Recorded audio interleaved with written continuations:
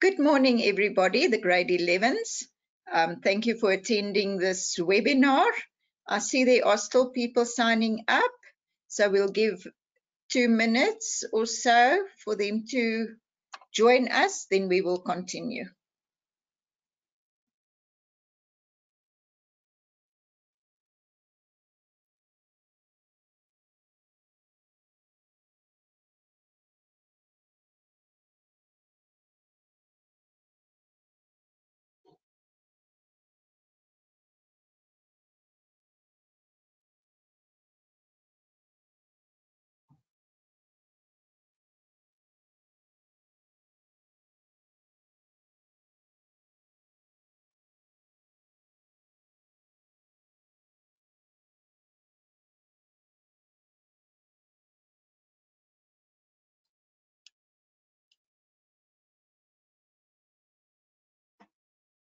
Okay, grade 11s, we are ready to go.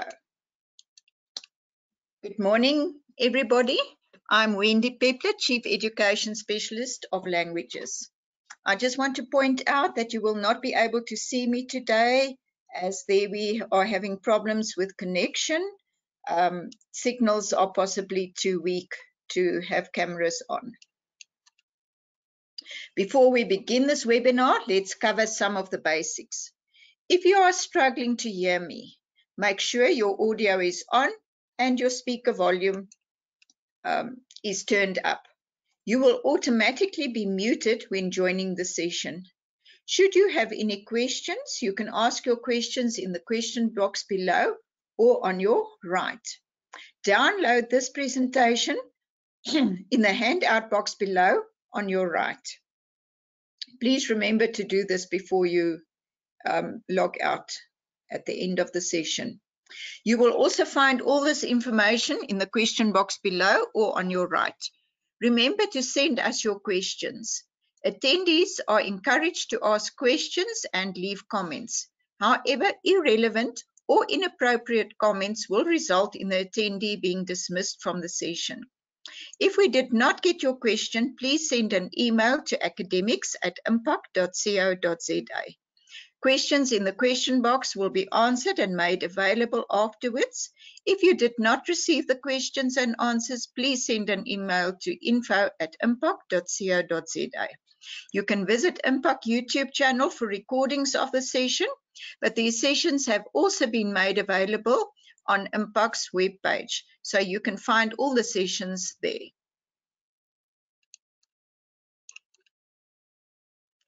I'm once again going to go through June examinations. I don't know if you've received the information yet, but you will be able to download your examination papers from 1st of July. And then you can write them and you will receive the memorandums. They will not be marked by Impact, as they will not contribute to your year mark, but are extremely valuable for preparation for the November examinations. And we will be hosting sessions after these papers have been written mid-July to explain anything that you do not understand. In paper 1, section A, you will find your comprehension for 30 marks. Section B, summary. You are home language, therefore your summary must be done in paragraph form for 10 marks. Section C, language in context for 30 marks. Language in context normally has an advertisement or a cartoon or any other visual image, as well as editing. Paper 2, section A, poetry. There will be 4 questions on your prescribed poems, of which you must answer 2. And question 5 is compulsory, which is an unseen poem for 10 marks. Section B will be your drama, Othello. Question 6, contextual questions for 25 marks.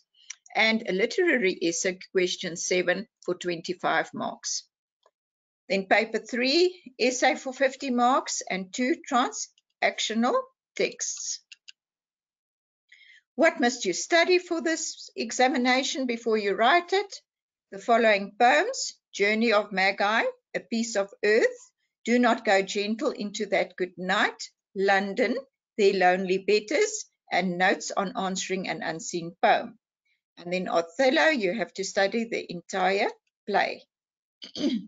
Now we have started, last week we started with Term 3 literature. I started this not knowing whether you were going to write exams or not. And as it turns out, you will be writing exams, let's say unofficially in July, which makes Term 3 a bit shorter. So I have started with Term 3 literature. Last week, I discussed my last Duchess and a very short, brief introduction of The Fault in Our Stars, and I asked you to prepare and read chapters 1 and 2. I am today, however, going to have a look at chapter 1, 2, and 3. What I do want you to take note of is that home language, you are never going to retell the story. It is very, very important that you read the book. So as we carry on, I want you to keep up to date with reading the chapters that I ask you to do so that we can discuss them. But I won't be discussing storyline. I'll be discussing it in a way that you can answer literary questions and to be able to answer a literary essay. Chapter 1 of Fault in Our Stars. Chapter 1 begins with a description by our protagonist. A protagonist is the main character, Hazel Grace Lancaster, of her condition and the reasons why she joined the support group at her local church run by a cancer survivor called Patrick. Hazel is the narrator of the story. In other words, it is a first-person narration. The tone of her speech is firstly very informal. She uses the word like randomly, as well as other slangy terms. This fits because, as a teenager, she speaks just as other kids her age would, or precisely as you probably would. But we are under no illusions about her intelligence. She immediately comes across as extremely smart and articulate. Then we notice that her tone is also fairly cynical. Humor in chapter 1. There is dark humor, initially with Hazel and even more when we meet Augustus. Irony, when Hazel thinks, and you too might be so lucky. This you will find on page 5, where she says, and you too might be so lucky. The irony, she does not really think that Patrick is lucky in any conventional sense. He is only lucky in that he is not dead.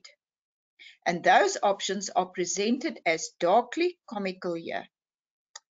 Hazel's descriptions of herself that you will find on page 9, with chipmunk cheeks and swollen ankles, as well as Isaac's hugely magnified eyes, also highlight their awkward and almost ludicrous appearance.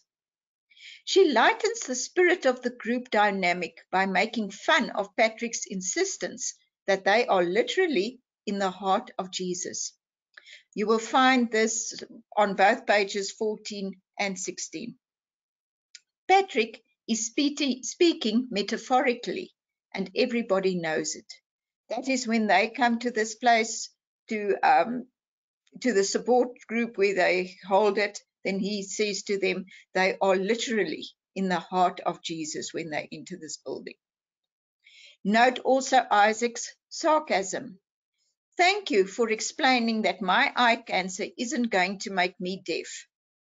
I feel so fortunate that an intellectual giant like yourself would deign to operate on me.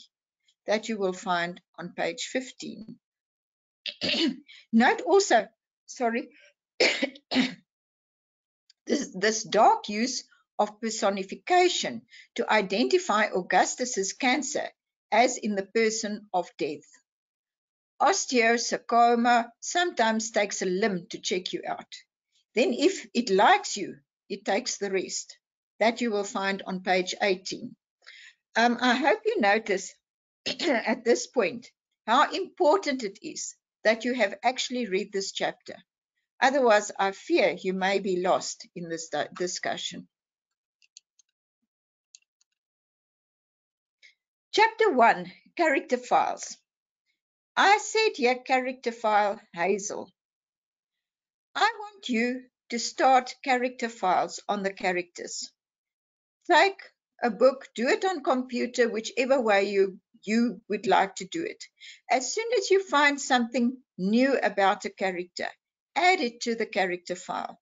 This will become very handy when answering literary essays.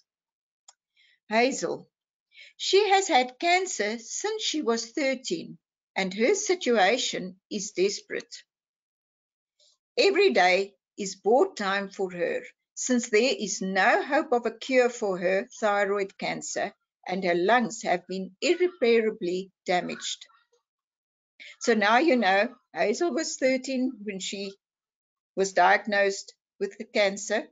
She had thyroid cancer, and her lungs have been affected. She can only breathe with assistance, and the drug that keeps the cancer at bay is still in the testing stages. Breathing hurts her, and she eats with difficulty. She has no illusions about her prospects or those of the others at the support group.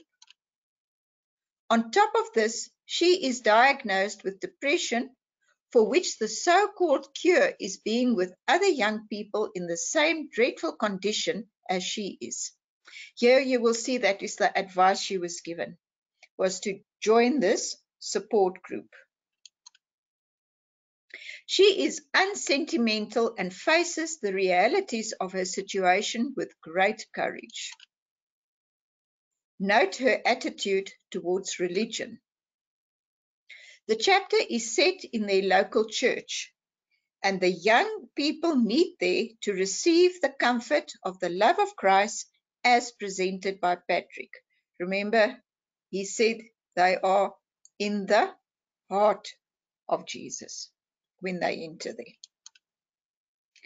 Hazel does not feel this. Why?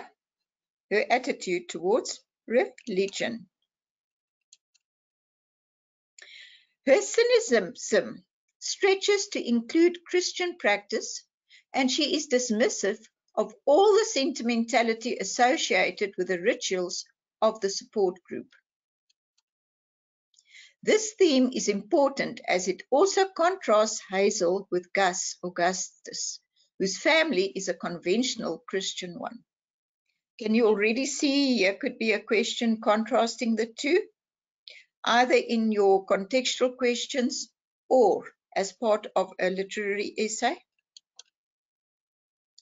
The novel is set in Indiana, the author's home state, which is in the northeastern region of the United States and borders the Great Lakes to the north. We are therefore not in the traditionally conservative Bible Belt of the American South, so there is much more religious tolerance. This is an aspect of the novel that makes it more complex. We ask ourselves how Hazel makes sense of her life without the ready answers supplied by religion. Our next character file, Augustus, or in short as he is called by his friends, Gus. We meet Augustus in the support group. He has osteosarcoma, a type of cancer that originates in the bones and is prevalent in teenagers. He has already lost a leg and has a prosthetic leg as a result.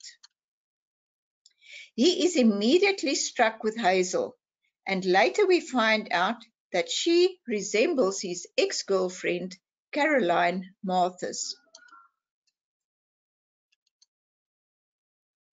It becomes clear that although Hazel describes herself otherwise, she must be very attractive. Augustus first tells us that he fears oblivion. For him, the tragedy of death is that he will not have made his mark on the world. But Hazel interprets this as fear of death. You will see later why he fears that he has not made his mark on the world. We see immediately that Hazel and Augustus come at the question of mortality from two completely different perspectives. Once again, a theme of if it is the contrast between the two of them.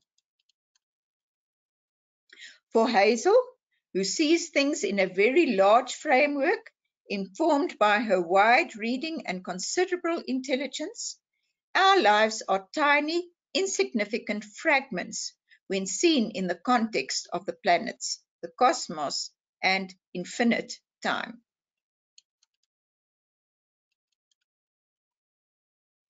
She advises Gus to ignore the inevitability of human oblivion, just as everyone else does. While appearing harsh, this could be interpreted as quite good advice because, as Hazel points out, all of us do manage to ignore the fact that we are mortal and therefore that our lives are finite. We get on with life nevertheless. This fearless directness is an important factor of Hazel's courage. Gus might be forgiven for being offended at her suggestion that he is fearful, but instead he is impressed with her immediately, and the flirtation between the two of them begins. Note his use of the metaphor of the cigarette. This metaphor plays right throughout the novel. He does not give it the power to kill him. He does not light a cigarette. He puts it in his mouth, but he does not light it. In other words, he does not give it the power to kill him. While not as smart as Hazel, we get a sense of the depth of her intelligence and spirit. He challenges death in this way, demonstrating a kind of fearlessness similar to that of Hazel. Our next character file, Isaac.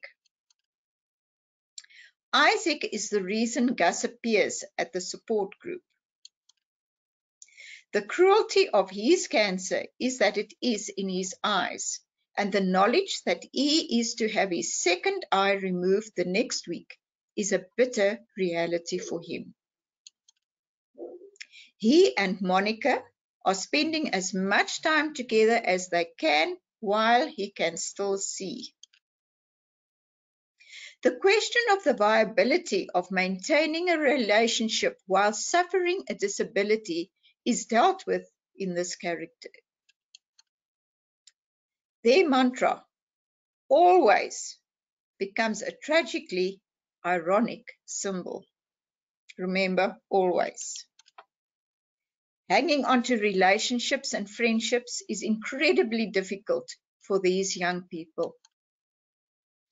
Hazel feels that it is a really big ask to expect other people to stick with you through all the pain and discouragement that comes with cancer. But she is a much more unselfish person than Isaac is. Now, John Green, the author, refers to many things in his book. He refers to other books in his book. So there are books within books. Here are a few of the references that appear in chapter 1. He refers to a serenity prayer. This is the common name for a prayer written by the American theologian Reinhold Niebuhr. It is used by Alcoholics Anonymous and drug abuse programs. Note the other rituals of the support group saying, "We're here for you," after each contribution, and using a prayer at the end of the meeting to remember all the former support group children who have died as a result of their cancer. Hamartia.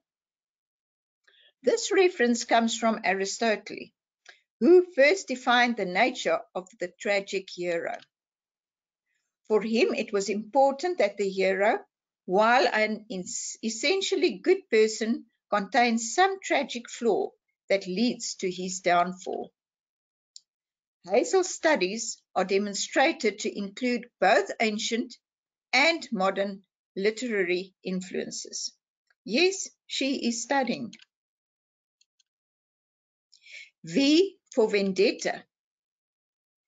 The popular media is a framework against which much of this novel is played out.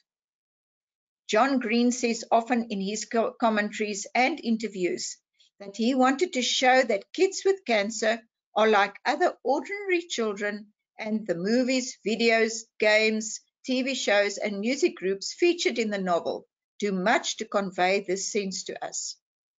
Hazel's obsession with the reality show America's Next Top Model establishes her as a typical teen.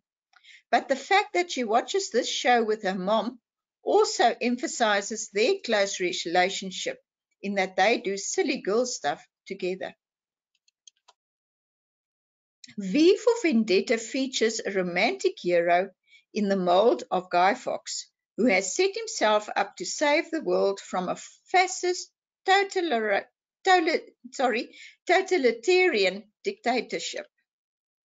He is assisted by Natalie Portman's character, who provides the love interest in the film and achieves his mission in a final act of glorious self-sacrifice.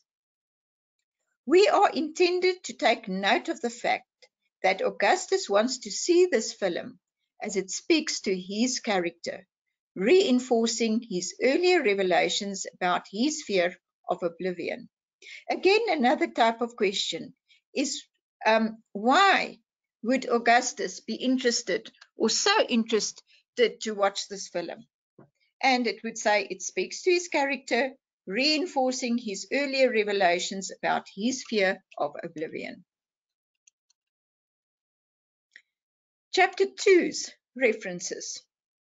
Note the difference between the Waters family and Hazel's.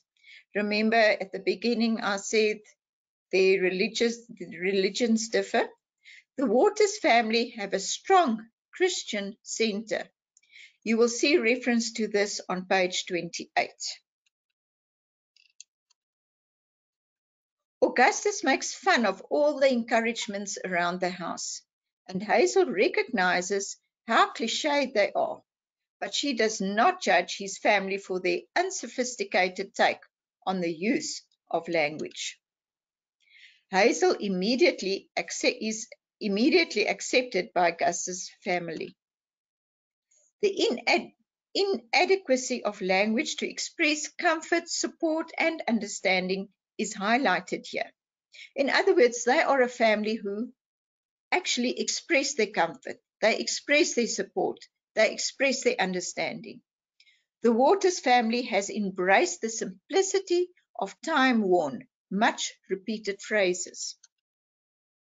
Augustus knows that they are essentially trite and unoriginal, but he accepts them in the loving spirit in which they are placed in his home. Here are a few of these cliched sayings as referred to. Home is where the heart is. Good friends are hard to find and impossible to forget. True love is born from hard times. Family is forever. Without pain, how could we know joy? Much of this you will find on page 26. Oddly enough, one comes to recognize that while these phrases have been repeated so often that they may have lost their meaning, when one revisits them, there is a certain measure of profundity there. Basketball. Remember, I said in chapter 1 when we did Augustus's character that he feared that he would not leave a mark before his death. A lot of Gus's character and attitude towards life and death is tied up in his past as a sporting prodigy. In other words, he was very good at sport, and that was, of course, before he contracted cancer and lost his leg. It turns out that he was a really superb basketball player. He speaks about shooting 80 free throws through the hoop from the foul line, which is truly extraordinary. You will see this on page 30. This throws his cancer into a completely different light. The amputation of his leg has robbed him of his chance of greatness. His story illustrates what John Green has described as the arbitrary indifference of cancer that can cruelly seize the most gifted of individuals and bring them to nothing. In other words, he was gifted with basketball and he can no longer play it.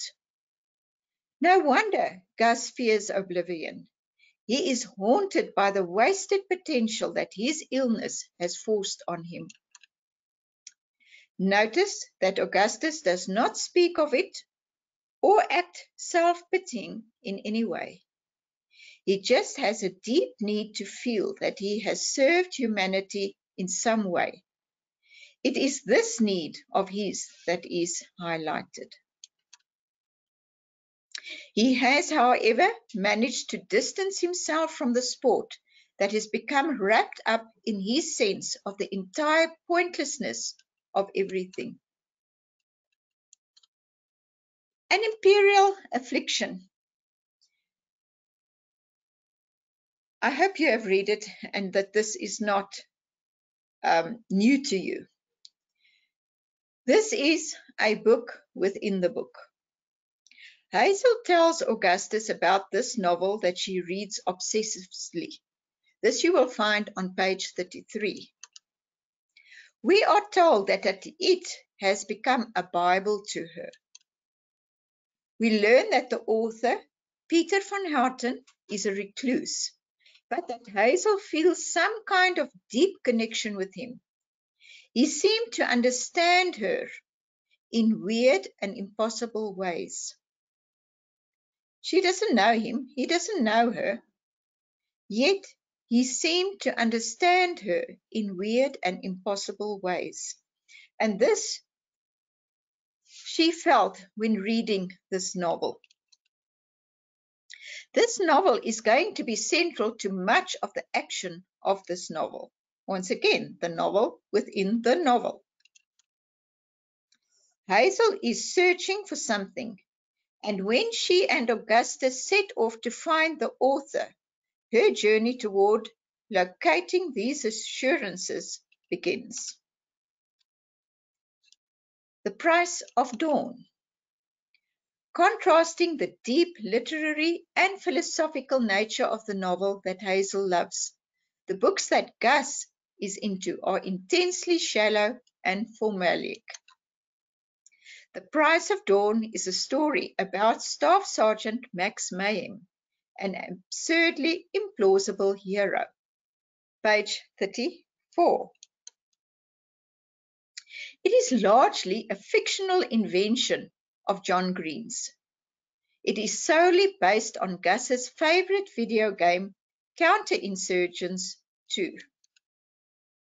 This video game also does not actually exist, but is probably a parody of the popular war game Counter-Strike.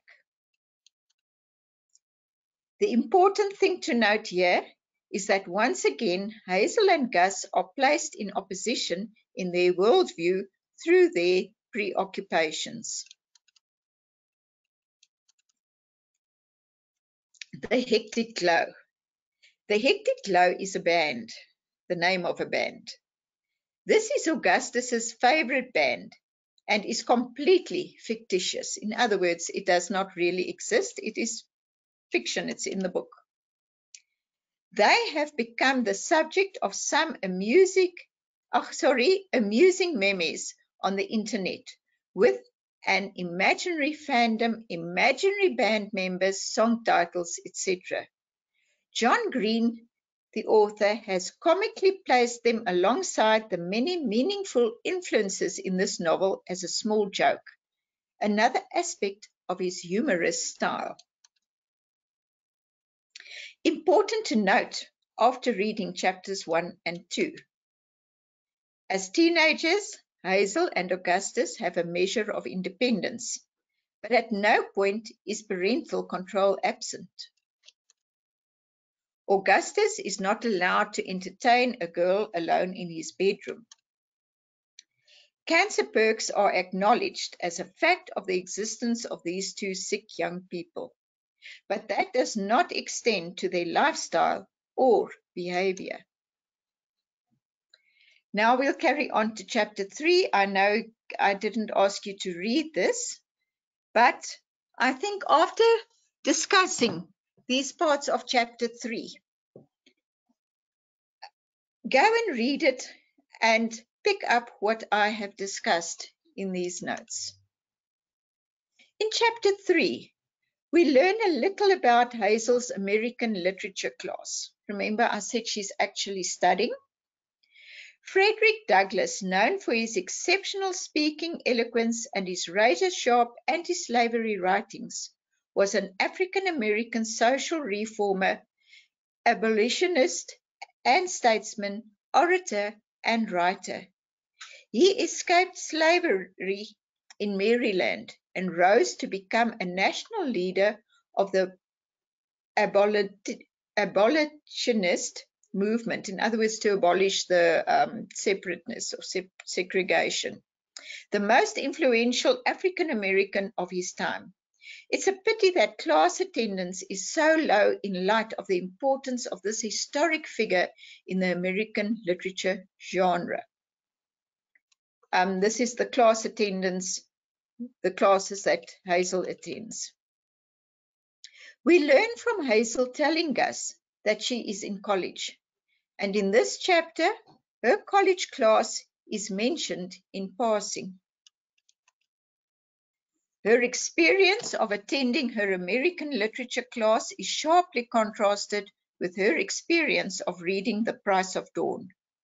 While she stayed up pretty late reading the book and subsequently got up late the next morning, she finds it incredibly difficult to stay awake in her American literature lecture. You will see in the book that she and Gus exchanged the books that they were reading. She gave him The Imperial Affliction and he gave her The Price of Dawn. And although this is really light-hearted reading, she actually enjoyed it and stayed up reading late. You will see this from page 38 to 41.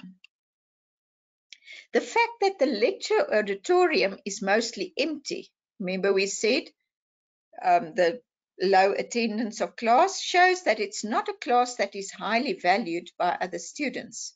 But while Hazel makes an effort, she's more focused at this stage of going to the mall with Kaitlin. Now we will speak about Kaitlin later. As soon as she gets there, she makes a beeline for the nearest bookstore to buy the next 2 books in the series of Gus's favorite book. That you will find on page 41. In other words, she's really enjoying this book. Her interest in reading these cheesy game-based books gives us insight into her character. She's making the effort for Gus because she's enthralled by him, and her life experience is suddenly enriched by his presence. Just at this point, remember, she was depressed and she was encouraged by her mother to join on advice of the doctor, to join a support group. And this is how she met Gus. The experience of college doesn't do much for her in the context of uncertainty of how long she's got to live. Kaitlin and Jackie, that's your next two characters that we meet in this book. We are introduced to Hazel's friend Kaitlin, who is portrayed as confident, stylish, and sophisticated.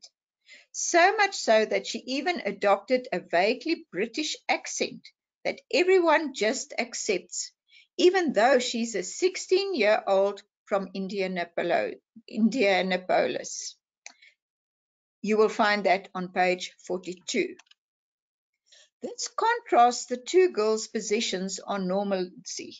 While Hazel is trying to get some semblance of normalcy into her life, Kaitlin has done everything she can to break away from normalcy. You will see even the difference of how they dress and what they're interested in, etc. She is described as having teeth that are newly straightened, sunglasses that dominated her face, and a charcoal coat that fit perfectly. Page 42. Everything is about her outward appearance, which contrasts with Hazel's description of herself as disheveled and awkward and stunted. These two couldn't be more different. While shopping, the exchanges become a bit awkward on the topic of life and death. But it's Kaitlin who makes things awkward, while Hazel is fairly accepting of her situation. The awkwardness lingers until Hazel excuses herself, then notes the unbridgeable distance between her and Kaitlin, which confirms Hazel's otherness from her peers. The chapter concludes with Hazel's exchange with the little girl, Jackie. This encounter shows us how strangers who don't know about Hazel's cancer can interact normally with her. The innocence of the little girl makes the interaction sweet and genuine, contrasted with the awkwardness with Kaitlin, her friend.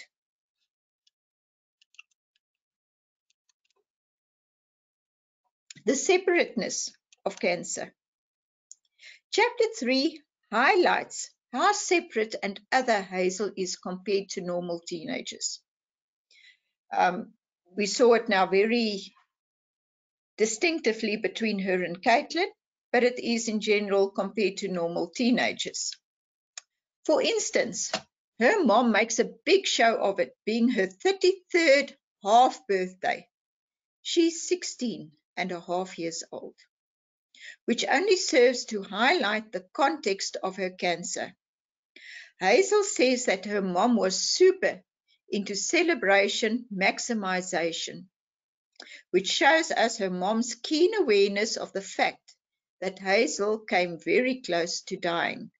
So she's now attempting to celebrate even the most arbitrary occasion, getting the most out of every day that Hazel is alive, or at least trying to amplify Hazel's life experience.